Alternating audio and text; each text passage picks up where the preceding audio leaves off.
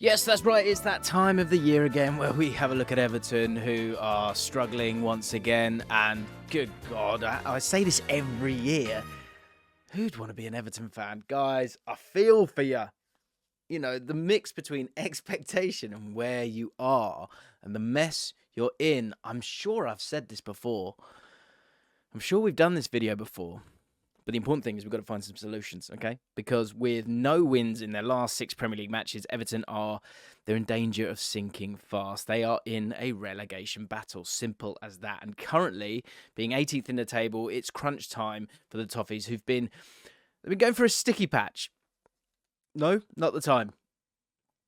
Okay, look, in this video, we're going to address the 5 big issues currently preventing Everton from looking safe and offer some solutions to each problem, which could see Frank Lampard guide them to safety again this season, but also thrive in the long term. What we're going to do is going to do 2 short-term, 2 mid-term, 2 long-term things that need to change right now. It's no secret that Everton's recruitment has been a key part of the downfall over the last few seasons, and that their previous signings, not made by Lampard, crucially, have contributed massively towards this car crash on Merseyside. But because of how bad some of the signings have been and where some of the on-field problems are for Everton, they now find themselves needing more reinforcements in January. So, as I said, we're going to put forward 2 short-term signings that would help them out of this mess that they currently find themselves in. If you're new to the channel and you enjoy yourself, why not hit that like button, subscribe to the channel, and importantly, hit the notification bell. So, as I said, for starters, we're going to look at those 2 short-term solutions that will help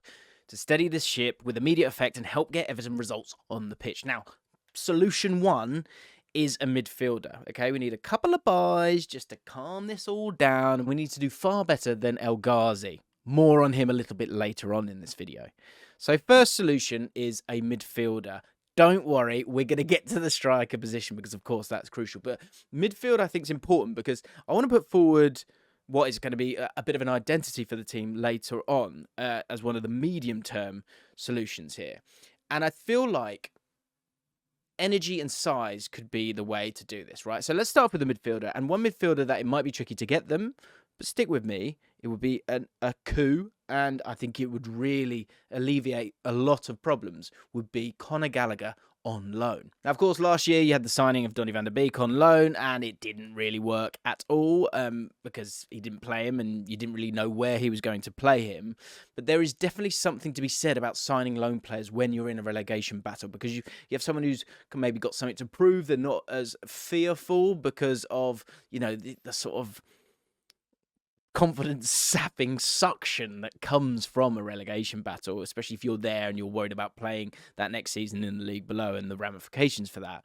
So having someone like Conor Gallagher could really help and maybe add that bit of excitement and energy that I was talking about, because the one thing you don't have to worry about, I think, with Conor Gallagher is that commitment to the cause. You know, you saw it at Crystal Palace last year, and if he leaves Chelsea, he will be doing so with a huge point to prove, or just as importantly, a summer move to be made for an England international. Gallagher is a player with character and quality that would add a lot to Everton's midfield 3. The midfield 3 of Iwobi, Gay and Onana has been good at times, but they've been depended on way too much, and when one of those 3 are missing, Everton look like a completely different side. And we've seen this season the likes of Doucouré, Tom Davies stepping in as replacements. They've been pretty woeful. They just don't have it. Obviously, Everton have had those reinforcements in the summer in terms of Onana, in terms of Idrissa Gueye, as we've spoken about, with James Garner as well too. But he hasn't been able to impress because he's had injury troubles, which has of course been a big blow. And with Iwobi now injured for up to 3 weeks, Everton needs someone desperately, as they can't afford to chance 3 weeks without Iwobi, with Tom Davies or Doucouré in there instead. And Gallagher, I just think he would be great in this position because yes, he's a midfielder, but I actually kind of feel like he's almost a pressing forward. That's certainly what he was for Crystal Palace. And as you guys know, this is a community. The chat and the comments are always so good. You guys offer up so much interesting stuff that I can use in later videos.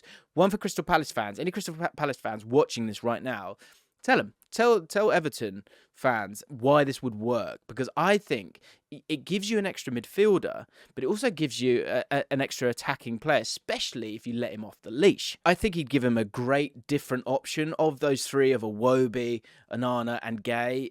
you don't have many goals in that team as well. And for a team with the structure that I want to put forward for Everton moving forward, I think you need someone who can be that bit of a hybrid of a midfielder, but also someone who can get beyond. And he would offer increased technical ability whilst also offering some bite and intensity, get the crowd going. And as I said previously, goals, goals, goals. It's something that Everton have not been in abundance this year. So acquiring Gallagher on loan could prove to be quite simple to do in terms of Lampard's connections, and Gallagher also not being a regular starter for Chelsea.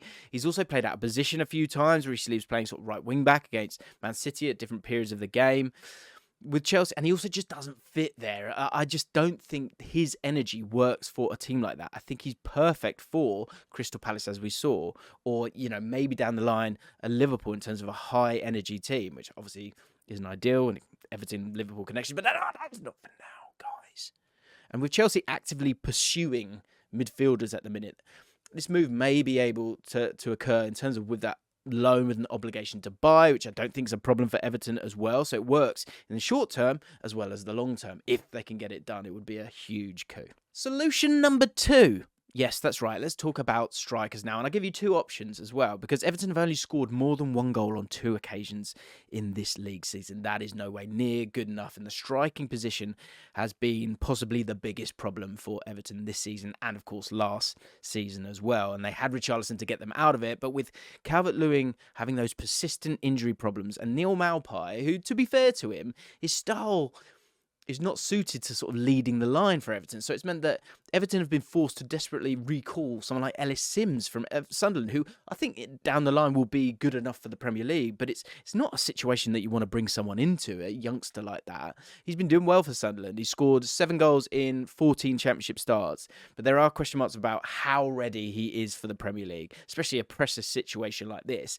And the interesting thing in terms of the people that are saying that, from what I've seen, is that a lot of those comments are coming from Sunderland fans. The problem for Everton, one of the biggest ones, is that they rely on a target man to heavily be able to relieve the pressure and put in sort of percentage balls into the box, because at the moment they're in a position where they don't seem to be able to break teams down. They're more of a defensive team that's going to win on the counter-attack as opposed to the opposite, because they're light up top. And so when Calvert-Lewin isn't fit, they don't really change their style to accommodate, because it'd have to be a very different style when you buy someone like Maupay, who was at Brentford, who played football, worked their way through, then went to Brighton, played their football, worked their way through.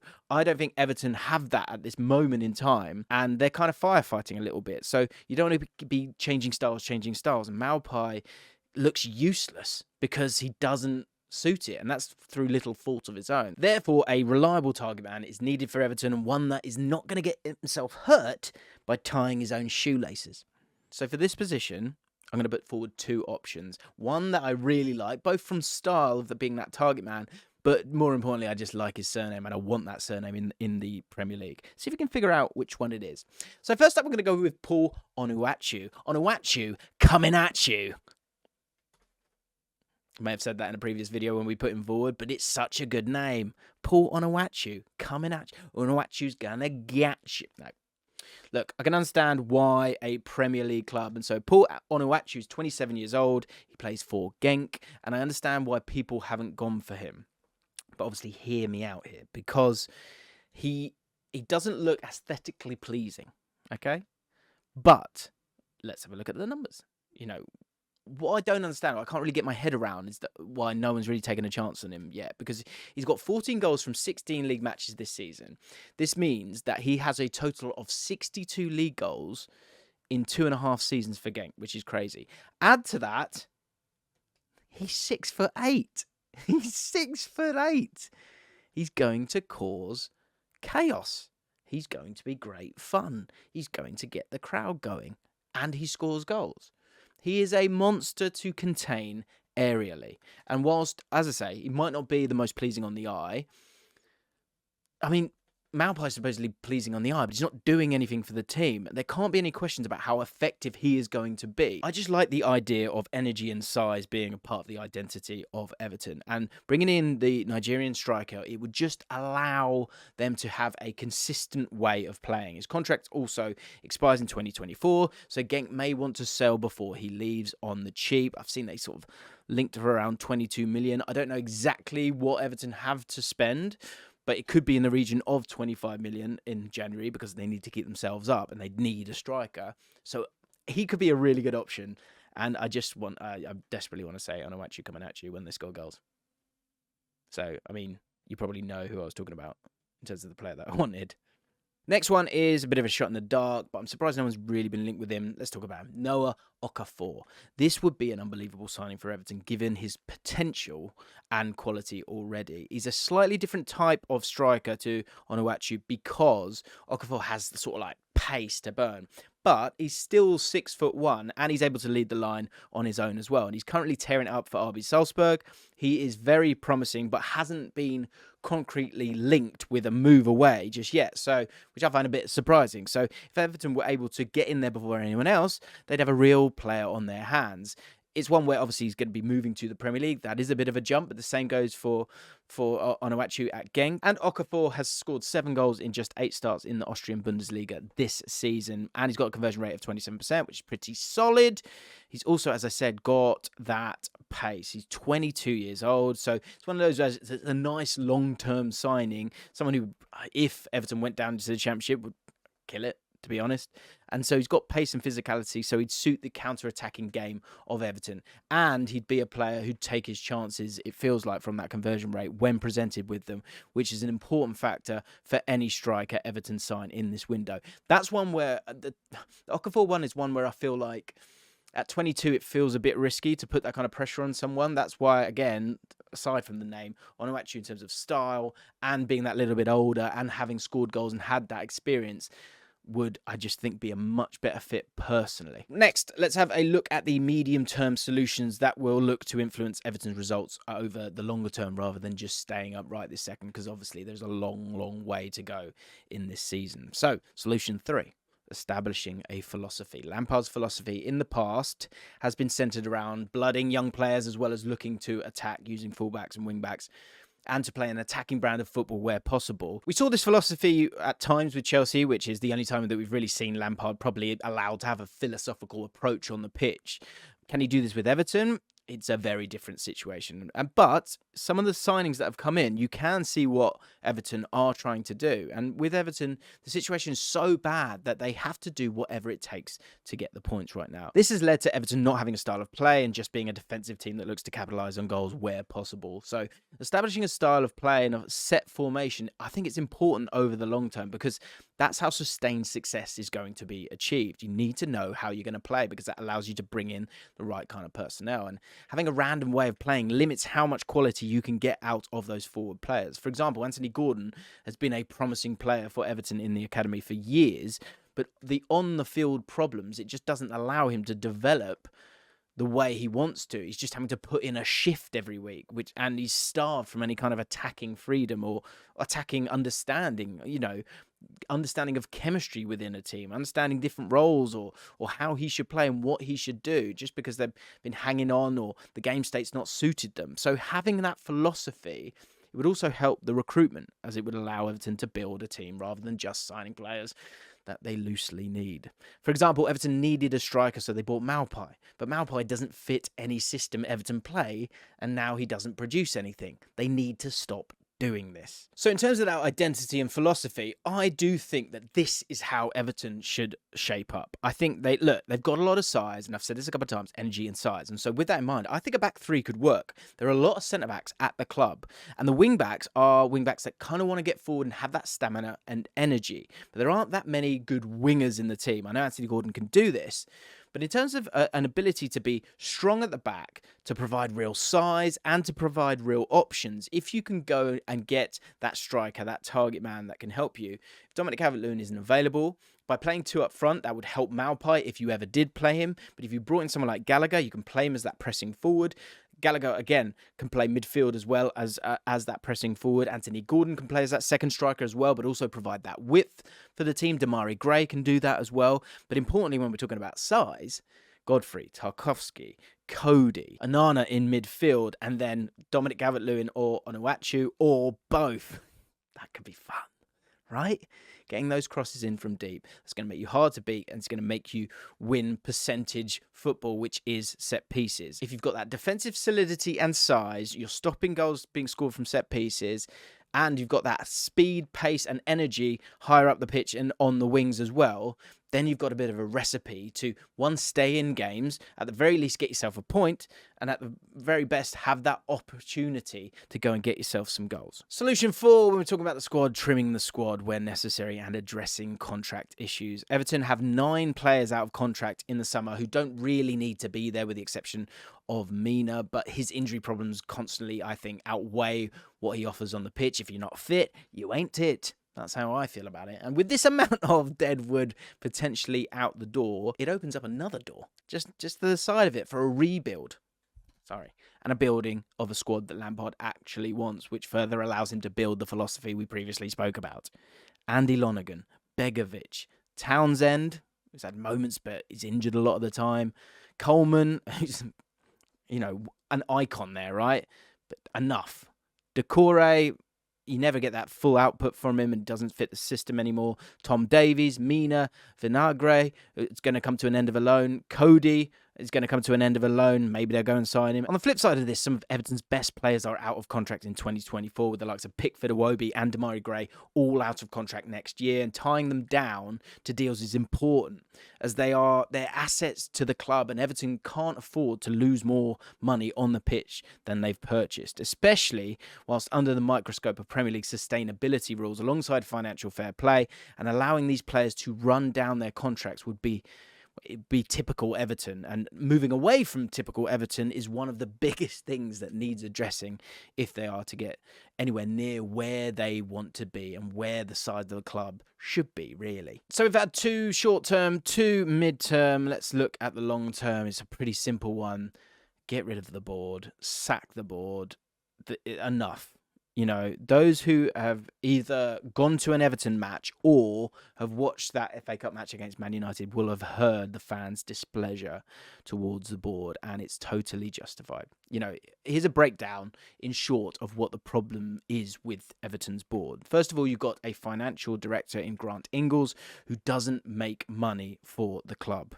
The commercial side of the club is pretty dire. You've got a CEO, Denise Barrett-Baxendale, that loses over 100 million a season. And little fun fact for you here, that in 2021, Barrett-Baxendale actually won a hat-trick of awards for her work in business, including Businesswoman of the Year. Now, they must have been scraping the barrel here, or she is woeful at transferring those skills to a football club, because there isn't money isn't coming in, right?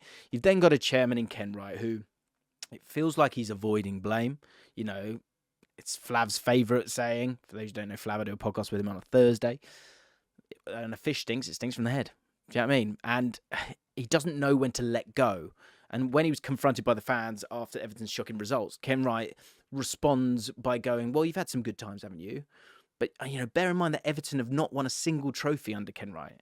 And he's been a key player in making these emotional decisions rather than footballing decisions whilst running the club. And when we speak about emotional decisions, that brings us on nicely to the owner, Moshiri, who has treated Everton like he's playing FIFA career mode, and that the money he hurls into the club, which generally you go, oh, money equals someone who cares. But the strategy behind it, it's like he's doing it like it's monopoly money, because no football person would make some of the decisions that he has made. There feels like there's an ego there and an infatuation with wanting to be the one who leads Everton to glory. But actually, sometimes you need to be humble and sacrifice to get yourself where you want to go. And it's almost too late now. He seems to be blinded in his judgment, and he has played one of the biggest parts, sadly, in this mess that Everton find themselves in. And there was such optimism because of the financial clout that Moshiri, of course, had. And one of the biggest problems of the Moshiri era has been the fact that he was adamant to have a director of football, and when Everton got one, Marcel Brands, Moshiri repeatedly overruled his decisions and instead bought players he liked rather than players that Brands wanted. So one of the most farcical things Moshiri has done during his ownership of the club is buying players just for the sake of it. He is friends with football agent Kia Jorbichan. Now, QPR fans will remember him because I think he was Mark Hughes' agent, and we seem to keep signing players from him back in the day, and we all know how that ended with us signing terrible players and getting relegated. And due to the friendship that he has, Everton are buying players represented by him without any need for these players. Anwar El Ghazi, we were speaking about him earlier, being one of those. And he's a player last year who played 2 games for Everton during that season-long loan. A loan that meant Everton couldn't bring any loan players in January when they needed them most. It's comical. And the word on the street, apparently, allegedly, and all that stuff, seems to be that Moshiri wants out of Everton. But that is made difficult because he insists that the new owners need to make sure that they finish the development of the new stadium. And this makes finding new owners really difficult because anyone with any sense is going to wait until the stadium's already built before investing in Everton because, you're picking up a bill that you don't need to. So when the new owners do come in, which I think inevitably they will, sacking all those board members and starting again has to be priority number 1. It feels like even if there's some way of spinning it that it's not their fault, enough's been done, and you won't hear Everton fans chant against Lampard, but you will hear their displeasure over the board, which speaks volumes over where the real problems are. So these are from the top down problems Everton currently have and how to solve them. New signings are of course a must for Everton as the team isn't good enough, but the major problems lay upstairs. With no imminent changes on the horizon, it's very frustrating being an Everton fan, I would imagine, because I'm frustrated and I'm not one. Good luck. Onuachu, coming at you. Come on.